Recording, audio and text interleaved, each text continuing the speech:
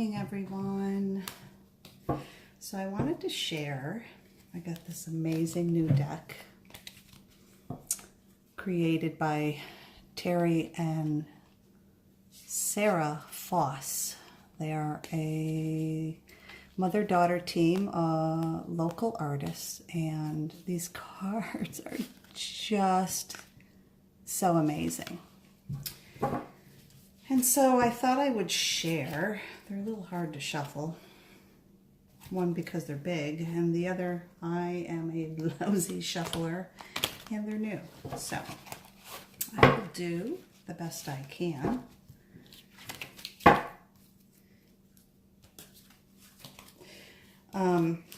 So I thought I would do a general reading of insight, confirmation, validation of where we are collectively as workers and warriors of the light, or whatever label you prefer. Okay. Let's just see how this goes. So I'll put that there.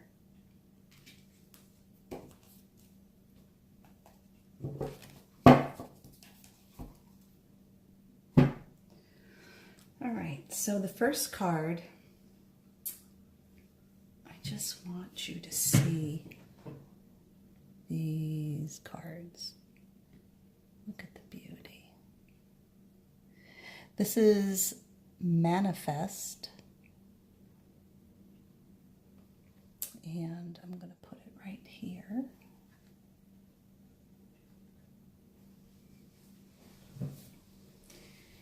So Manifest is in the earth position for us.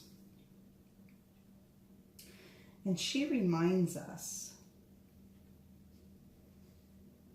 to attract that which is for our highest good.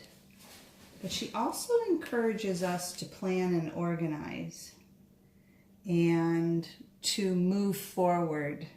There is a forward motion with this Manifest card, and to have courage and motivation at this time. So for me, that resonates. Like, I feel like the vast majority of us are really in that mode of preparation, organization, coming into clear understanding that we truly are manifesting our experiences, whatever they may be.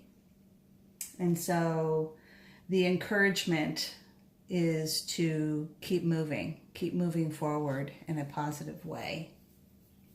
Now, the Spirit card. Oh, look, they're having tea. I love that. So she's having tea. We are having tea with Spirit. This resonates for me.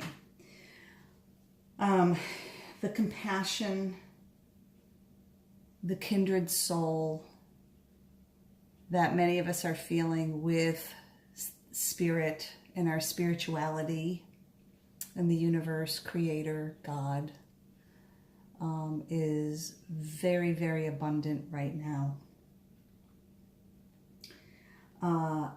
It can be a time of reflection and unconditionalness. And this applies to ourselves and to others all around us. The whole theme is we're in this together, and the universe and Spirit has our back. This also, for me, it feels very empathic and very much feeling the feels of others. And this in turn, because it's in the spirit position, this in turn also gives us the validation and the confirmation and the comfort, quite frankly, to know that the universe is truly fully engaged with our journey and our sojourn. I like to use the word sojourn. And the next card is the fire card. It's beautiful. Radiant is the name. You can see that there's full moon phases. So it is a completeness and a complete cycle, actually, that the element of fire is offering us. And this is really about expanding and going deeper into our desires and our passions, that we awaken or discover, could be new discoveries of what our passions and desires are in this experience here on Earth. So there's a lot of optimism that comes along with this card, and it's about the inner radiance and emanating it forward and outward and in an expansive state to others. So the moon phase shows us that this is not just a whimsical passing, that it is actually something that we are embracing and taking in a totality and a collective state of being. We are not alone. We are in good company. And I love the presence of the cats. They just kind of confirm throughout that we're just not alone. Fire, the position of fire also allows us to step into this deeper, because fire has the ability to, of course, not only illuminate the way and the direction, but to also toss into it what doesn't resonate anymore, what no longer serves us, and as a result, does not serve the highest good of the collective consciousness. So, yeah, so, wow, this is, and these cards, I am going to be reading them according to how they present. And so far, they are all presenting upright and not inverted. So there's a real synchronicity that is happening on a mass consciousness level. And it continues, because now we go into the whole emotions of it all. And it is celestial. I don't know if you're seeing this. I apologize if it's a train wreck. That tends to be my MO. And I just embrace it. And it's all quirky and it's all good. You get the point. You get the authenticness of me not really... I try really hard to do all the staging and all that beautifulness. But it's more important to me to get the message and the validations and confirmations to everyone. Celestial, beautiful card, and it is in the emotions position, what I am acknowledging as the emotions position. This supports everything that has preceded it, in that we are not alone. This is actually a card that indicates that we are connected with celestial beings, the angels, spirits, and our guides. And it's on a really focused and a very clear, if you look at this card, it's very pristine, it's very clear. She is illuminated along with the moon, so she's very in tune with the moon, very angelic, and simple, actually. And that seems to be a theme that a lot of us have tapped into, that it's really, it can be complicated, and it is in its totality a very complex experience. But the bottom line is that in simplicity is where we will find the most profound supports and messages and insights and all of that goodness.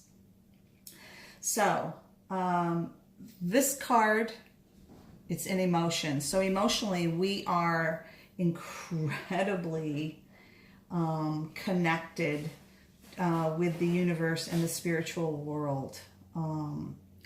And once you, in balance, because it is in balance, connect to these aspects on an emotional level, as far as receiving in balance and requesting in balance and manifesting in balance, everything will just kind of flow forward for you in your sojourn as an individual, and of course all of us as a collective. So there's a lot of support, very, very present for us as the individual, which I think is important. I think we need to remember that our experience is individual within a collective. The next card is on the air side, and it, of course, is all about communication and thoughts. So, and it's wisdom. So this makes a whole lot of sense, because by the time we journey through this and get to kind of sit in stillness with our thoughts and actually become very conscious about our communications with each other, and not only with each other, but with ourselves also. This represents the wisdoms earned up to this point, and the ability to share and communicate, and acknowledge. There's an acknowledgement with ourselves that, in fact, we do hold wisdoms earned. It has nothing to do with age. It has to do with what your sojourn is, what your experiences have been, and what you have learned and understood, that has then brought it into a knowing. Wisdom is all about the knowing, with no need for big wordy explanations. It's just a state of being. And so there is, with this communication and thoughts, we're finding that the pause is incredibly important as we reflect before we respond to what is occurring around us, towards us, or about us. And so if you find yourself somewhat at a loss, not quite able to process what it is that you're experiencing, and I believe that we're all experiencing this on some level. It's why we are seeking out each other. I think that communication with those who may have a perspective that you haven't considered will really bring about a level of confidence for us as the individual in what we're experiencing. And that in turn allows us to then share our wisdoms and pass the torch.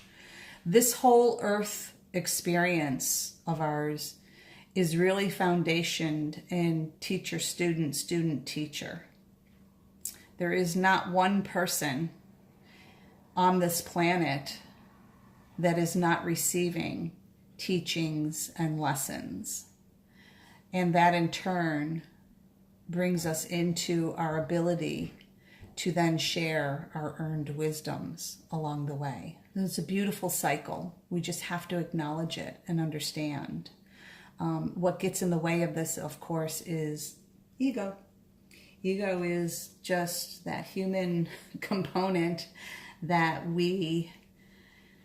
that is part of the human experience, and it's not the evil step sibling. It really is a very valuable component to the human experience. We just have to bring it into balance with our heart, in our feelings and our other senses and experience. So I'm going to do a sixth card, and I like the sixth card as the kind of final card, and it's the statement of where this brings us to as a result of all these other messages and insights. And that's pretty beautiful right there. That's confirmation for many, many of us who question why we have who we have in our lives, why people fade away, why others come in, why people who have faded away then reappear. That whole scenario of ebb and flow of presence in our life. And it's all about family. Okay, and that's what this card is. It's all about family. Family has really over the years kind of taken on a broader term, and there is nothing truer than that right now. Family, of course, when you think of soul family, even your biological family for many people, really brings a sense of safety, understanding. In the process of learning, of learning each other, I should say, there is a very subtle, sometimes not so subtle, but subtle undercurrent of cleansing that we kind of help each other through without perhaps even realizing it. So this is all about keeping sacred space for those that we find close to our hearts. This can be on a physical level, keeping your home environment sacred, and that means many times people use sage to keep or establish sacred space. I personally prefer to use copal or frankincense. In my previous years of working and communicating with the crystal skull beings, they taught me, I learned from them that the preference for the copal and the frankincense resin was really very, very obvious. They instantaneously respond to it. So if we take that on a level of what we are made of, it kind of comes into a deeper understanding that we also are going to respond to those frequencies. So that is my offering for today. I wish everyone well, and know that you are not alone, and that this is indeed a beautiful, at times somewhat challenging for us as the individual and as a collective. But overall, we're on the right track. We just need to keep moving forward in a most graceful and peaceful way. Love to all. Peace in, peace out.